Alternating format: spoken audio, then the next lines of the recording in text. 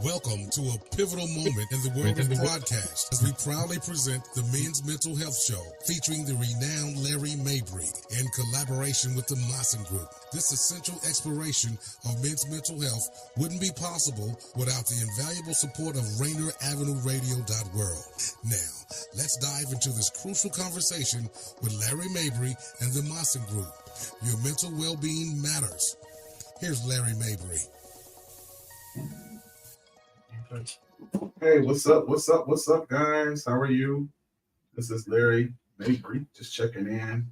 Wanted to see how you guys are feeling. Hopefully, you guys are doing great. Beautiful June 24th, 2024. Beautiful Monday. Today, I want to talk about a couple things dealing with men's mental health. One perspective I want to talk about is how we can see one thing one way, but it can actually be a better benefit to us. So I'm going to start with a story. So there's a situation where this guy was driving down the road on a dirty country road. And as he was traveling, he had the windows down, he was cruising, had the breeze going through his hair, everything was cool. And as he was approaching, he noticed that there was a guy who was kind of speeding towards him. And he noticed this because the guy was kind of going left and right and left on the road on his side, as well as the other side, the passing side. And so as he's approaching this gentleman, he's kind of getting a little stressed out. He's grabbing the steering wheel. He's kind of being more present because he may have to do some maneuvers to save his life. And so as this gentleman approaches, he notices the guy is driving erratically. So again, he's in defensive mode. He's kind of protecting himself just in case he has to veer off the road. And when the guy basically gets close to him, he yells out to him, "Pig!" And so the guy is hearing this and he's just kind of pissed off, like, what the heck? This guy is driving crazy. I'm having a good day. I'm doing what I need to do. And, you have this guy just being erratic, right? And so as he continues down the road, he lets it go, takes a deep breath, and then lets it go. And then he hits this 25-mile-an-hour curve. You have these curves here in Washington where they get kind of tight. And when he hits this curve, guess what he notices? He notices basically these pigs. And so he basically, because he was so upset, he ends up hitting the pig, damaging his car, and basically having a car accident. And so why would I put that out there? Well, I want to kind of give you a couple different perspectives from that story. One, initially the gentleman driving, he was having a good day. He noticed the man approaching him, kind of weaving back and forth. In his mindset, he was already defensive. He was kind of getting himself situated to maneuver. But the guy actually going towards him was actually warning him, right? He was warning him that there's actual pigs that he was approaching. However, when he just screamed out "pig" with no type of background knowledge or anything like that, you're kind of left to your own devices and you kind of think one thing, but it can actually be something else. So in that situation, I wanted to kind of present that story because a lot of times we have issues or situations in our life that we think is one way. But when we basically kind of step back, like if we take that gentleman and we kind of rewrite the story, if he basically was able to kind of suspend his anger, suspend his frustration, and just kind of listen to what he said and was more cautious driving down the road, maybe he could have avoided the pigs, maybe. Or if the gentleman approached him, could have actually said, "Hey, be careful, pigs," right? But he's driving. So that the probability of that is lessened. But my point is, the question I have for you is your receptors, right? Like, are we paying attention? Are we being mindful of different things? And sometimes if things don't come to us a certain way, we don't really take heed to it. We don't see it.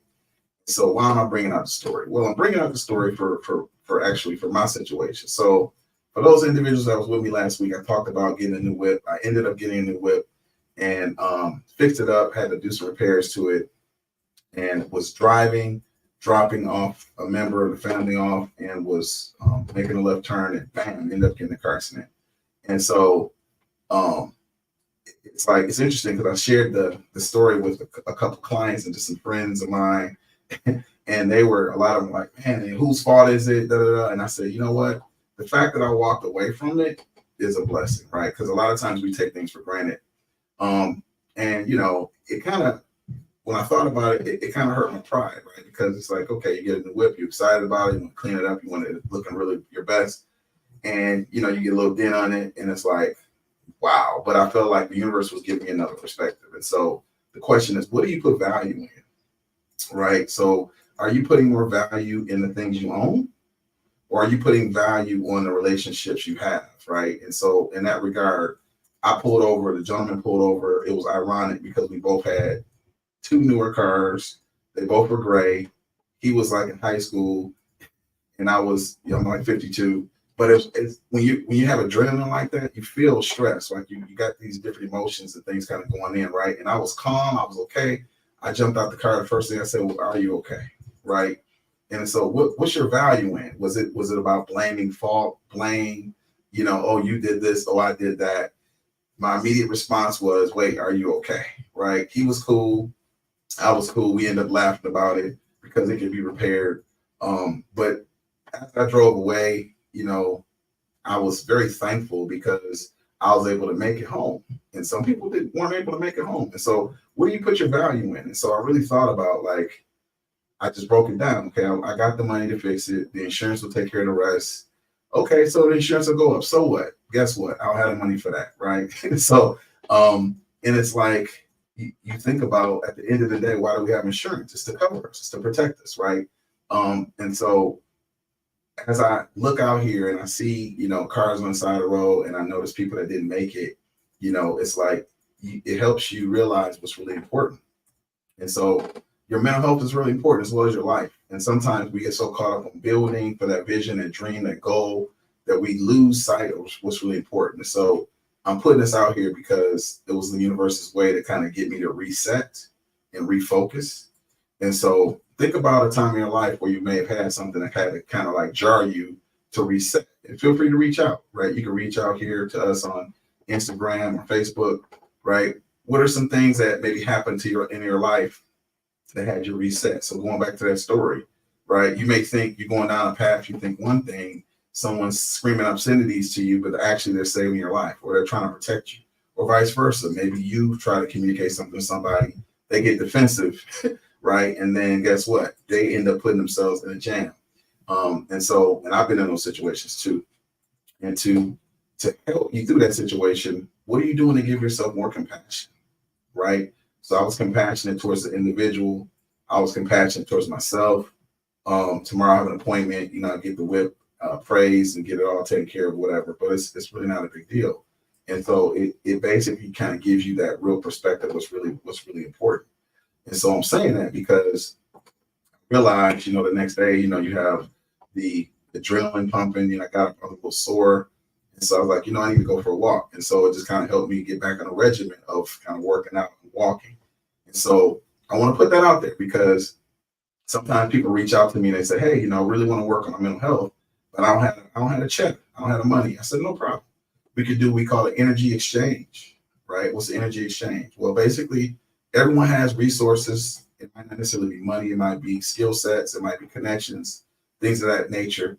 And so we can always do that. So I just want to put that out there publicly. So those individuals can kind of reach out and say, hey, you know, Larry, I noticed you're really good with this. I need support with mental health. So you can reach out to me, and I might need assistance with a vehicle, or I might need assistance with something else.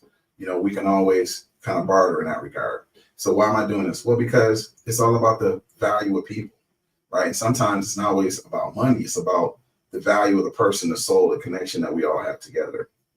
So when I think back in my life of those relationships that I had with people when I was in Michigan, we had a lot of barter systems. It's like, I remember having a mechanic back in the day. I would basically give him a 6-pack because that was his thing. And he would, you know, take care of my car, clean it up, or change the oil, or all different types of cool things like that. We had parties for him and that when I didn't really have the money, right? And so I just want to put that out there for those people that may want to get some support. And we can always kind of, you know, do in that regard as well, right? So I just want to put that out there. But anyway, what are you doing to kind of show value within yourself, right? Like, what does that look like? Well, are you taking care of your mental health? Are you taking care of yourself? Are you setting up those boundaries? Are you allowing things to happen, or are you kind of standing up for yourself? Right? Think about that. Like, what are you doing to kind of draw the line and say, you know what, I value myself. I'm gonna start taking care of myself. And then what ends up happening is, as you start doing that, you communicate to the universe, hey, I have these boundaries. The universe is going to respect that, and the people will be forced to respect that because you're putting out that energy, right? So think about that. And I want to put that out there because I've noticed, even with me, I like to keep it 100. I've had situations where I've had to kind of go deep within myself and kind of call people out. And I would say back in the day, coming from the D, you roll up sleeves and want a box. Obviously, being a professional, that probably would be appropriate. And so sometimes you have to kind of go back, swallow your pride, and handle it in a gentlemanly way. Sometimes you may have to have a conversation with an individual, if that's possible. Sometimes you may just have to walk away, right? So I want to put that out there because I think a lot of times we as men, we think, oh, that's being soft by walking away.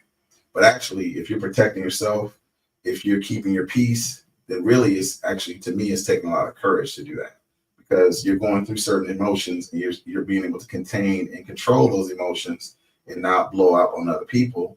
And also you can actually channel those emotions and put more work and effort within yourself, right? And so, in our sessions, when I meet with my clients, I always talk about their inner child, right? And so for me, it would be my little Larry, right? And that's basically the little person within yourself that you may have neglected, right? You may have not put in time with. It could be that, you allowed other people to dictate what you wanted to do and you try to people please rather than standing up for yourself when you knew it was right? But you just didn't speak up. And a little voice inside is screaming like, man, please listen to me. Please, take care of me. Because at the end of the day, if you don't take care of the inner child within yourself, then guess what's going to happen? Then, unfortunately, people are going to disrespect that little person inside. They're going to take advantage. They're going to push over the boundaries. And then what ends up happening is you get out of what I call out of balance. Yeah. And that's unfortunate because what ends up happening is your whole life kind of gets out of balance because you're not taking care of what's really important, which is yourself. And so I just want to put that out there, right? What are you doing to show value within yourself, right? Are you educating yourself? Are you taking care of your needs? If you put a boundary, are you supporting that boundary, or are you just allowing people to just push over it, right? And so I just wanted to put that out there because no one's perfect, right? Even though I'm a professional, I think sometimes people think, oh, you're a professional, you've arrived. No, I'm still working on things. And I feel like the universe is constantly pushing me to grow and to be honest and to be of integrity. And kind of going back to that scenario I expressed earlier, when an accident happened, like I said, the first thing I cared about was the individual. But also, too, I noticed that it put me back in a state where I was feeling like a high schooler. You may say, really? Well, you got all these emotions going on. You see your life flash before your eyes for a quick moment. And, it's like you assess the damage. It's a little bit frightening at first. But then, you have to kind of step back and adrenaline's pumping and you're like in survival mode, if you will. Right. And through that situation, I noticed that, he and myself were very kind, even though it was a very traumatic situation. We ended up speaking to his mother because he was, like I said, in high school. So he reached out to his mom. I spoke to his mom to make sure he was cool. Just kind of worked through some things with that. And it's like, when we're going through our toughest time, what type of person shows up when you're going through your most traumatic situation? Are you the arch enemy when you're going through those tumultuous situations? Or are you still being the man of valor, a warrior, a person who respects yourself, a person who respects the person through that situation? Is it just about winning? And it's so funny because when I ended up talking to one of my friends about the situation, their response to me was, whose fault was it? And I was like, does it really matter? Like, I'm alive, right? And so it just gave me a perspective, right? Because yeah, I mean, no one wants to take the blame, but it's one of those situations where what's really, really, really important, right? So think about a time that you had that was very tumultuous, right? And what was your focus, right? Were you focusing on winning, or were you really focusing on what was better for the common good for yourself and the person involved, the human element? And I feel like if a lot of people took responsibility in this world, if a lot of people really honestly was real with themselves and stepped out here of integrity, we would have a totally different world. I mean, what are your thoughts? Do you think our world would be different? People took accountability, if people were really respectful of the other individual as much as themselves. If it wasn't just about money, right? If it wasn't just about one-upping people, right? What are we really gaining from that situation, right? And so I want to ask you, what type of man are you? And I mean, you could say, or woman if you're listening too, what type of man or woman are you? Are you the type of person that when the going gets tough, you get going? Or are you the type of person that when the going gets tough, you get running? And so no judgment on my part at all. But the question is, what type of person do you want to be?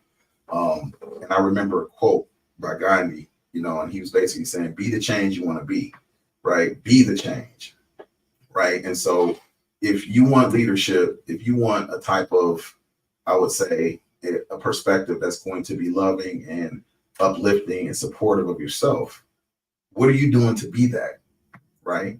What are you doing to be that example, right? I mean, it's really quick. It's really good for people to, or you notice people, they'll point a finger, right? When you point a finger, if you look at your hand, right, I'm holding my right hand up and I'm pointing a finger. But if you look real closely, you'll see there's actually 3 fingers pointing back at yourself. So when you point at a person, make sure you're checking yourself 3 times before you communicate something about that person, right? Because that person's a reflection of you. So what are you really doing within yourself to make sure that you're being of integrity? If you're being of a man of valor or a man of integrity or a man of honor, right? What are you doing with yourself? Does that mean you're perfect? No, nobody here is perfect. But the question is, what are you doing every single day to be the best person you need to be, right? I know for me, I mean, it's a daily battle, right? If you guys want to chime in, let me know what are some things you're doing to be the best person you need to be. As I talk to my clients, I've seen them grow leaps and bounds. One thing I've noticed that they're doing that's worth discussing, and I won't put anyone's name out here, but just a general situation I noticed is they're noticing that their people that they were cool with, that I would say the circle of friends that they have is getting smaller, right? That's kind of one of the things that will happen. Once you start doing this inner work and you really start taking care of your inner child, you'll notice that some of the people around you, they'll get smaller, right? Some of the people that you were cool with, they're going to get triggered and they're going to flee away. And that's part of the process.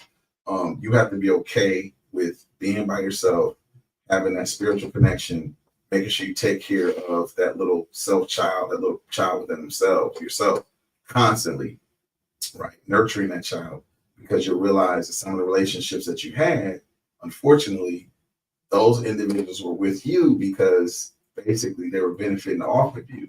So now when you start setting boundaries, now some of those individuals are going to feel offended. And so you're going to basically push them away, right? And so let me know if you guys have had those experiences. I've noticed as I've chatted with a lot of my clients and just my own personal experience, basically, as you grow within, you basically push people without. And that's a good thing, because at the end of the day, who's going to look out for you? You are, right? And as you continually look out for you, the universe will send you people to look out for you, right? And you'll notice that your life will change. Will it be easy? No, it won't be easy. Well, but I would say it will be more peaceful. You'll notice that you'll start to kind of roll in the world a little bit different. You'll notice that as you start to heal, you'll start to use more of your intuition. You may say, what is that? That's the little voice, the little child, the child within that you neglected, right, for so long. Once you start giving that little voice a little bit of power, a little bit of connection, a little bit of courtesy, a little bit of compassion, then what happens is you'll notice that the inner child within you will become stronger, and you'll be feeling these inclinations. You'll be noticing certain things. You'll be vibing with people different. You'll notice that you'll be a little bit lighter in your feet. You'll have a little bit bounce in your step, and you'll be okay with being by yourself. You'll notice that being by yourself or being with nature or listening to some really good music or, hanging out with somebody that's just high vibrational or just being with someone and not really saying anything, but just being in their presence, you'll notice that you'll just feel fulfilled. Because a lot of times we're in relationships because we're thinking that we're getting fulfillment through that individual. But at the end of the day, you cannot receive fulfillment unless you are fulfilled yourself, right? It's kind of like that old situation where, let's say you're in a plane and they always talk about in the event if the plane goes down and the oxygen mask drop, what's the first thing they tell you? Make sure you cover yourself first before you help somebody else, right? How does it look if you're struggling for air and you're trying to help somebody else, right? That's going to be a jacked up situation, right? You sitting over there, clutching your heart, trying to get, air going on, and the person next to you, they chilling because they got the mask on. I mean, you got to take care of yourself first before you take care of that person. So I didn't mean to put it out there like that, but just make sure you take care of yourself.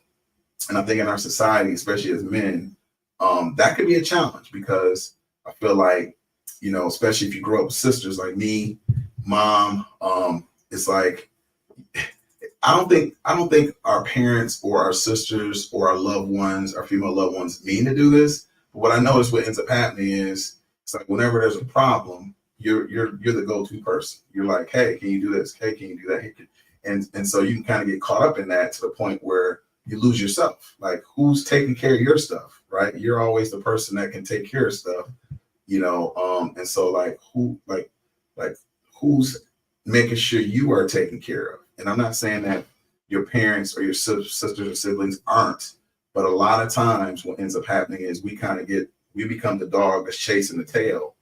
And unfortunately, we have people watching us chase our tail, but sometimes we have to stop the chase and make sure we take care of ourselves, right? And so with the dog metaphor, sometimes we got to stop chasing the tail, step out of the chase, and make sure we're going for our walks, make sure we're going for our dog hunts, making sure we're taking care of ourselves, making sure we're grooming ourselves, right? Make sure we're not just running around in circles. And so I just want to put that out there because I feel like it's really easy for us to do that. And we look up and then we have challenges or health challenges or relationship challenges because we're out of balance. And so I just want to put that out there. So hopefully this has been very beneficial for some people. Feel free to reach out. I'm looking forward to connecting with some more people. I know before we mentioned about, reaching out to us here at Rainier Avenue and just kind of let us know what are some things that you'd like to know more of. How's your mental health doing, right?